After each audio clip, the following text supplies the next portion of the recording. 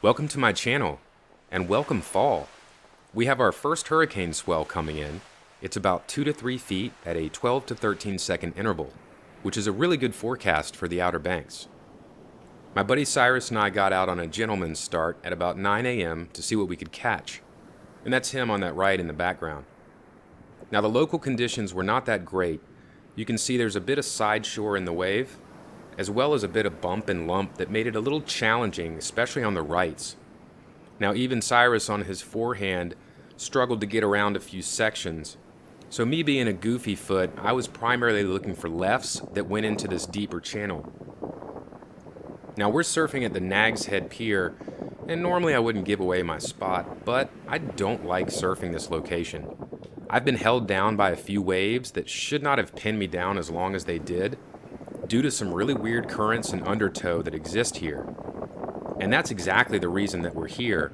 Because of this straight-in swell, we needed to find a spot that actually broke the swell line a little bit, and the wreck off the end, the pier itself, and the channel it creates really helped. However, by the end of this session, the currents and everything had drastically changed. There's Brett on that left there.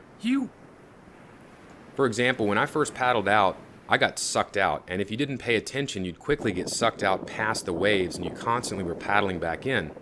After an hour, that changed, and I ended up ending my session getting stuck in a hole on the inside where I kept paddling out and was going nowhere.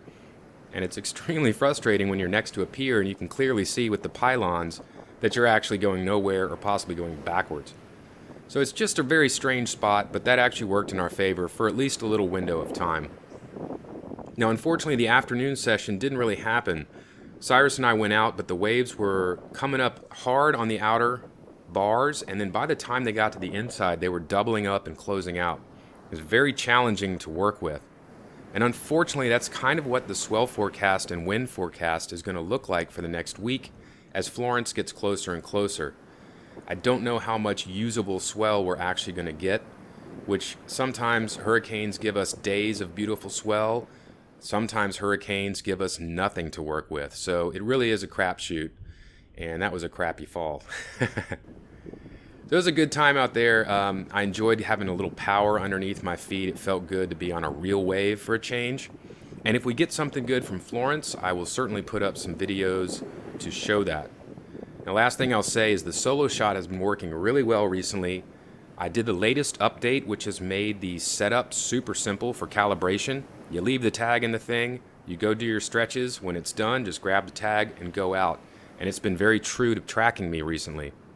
Also, I figured out a dumb move on my part is I finally turned the Wi-Fi off, which explains now why a few times I had battery drain out when I didn't have it turned on and I wasn't sure what was going on.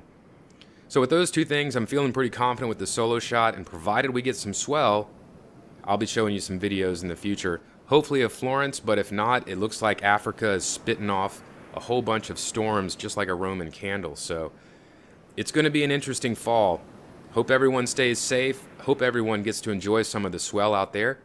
And if you like what you see, please subscribe and hit that like button.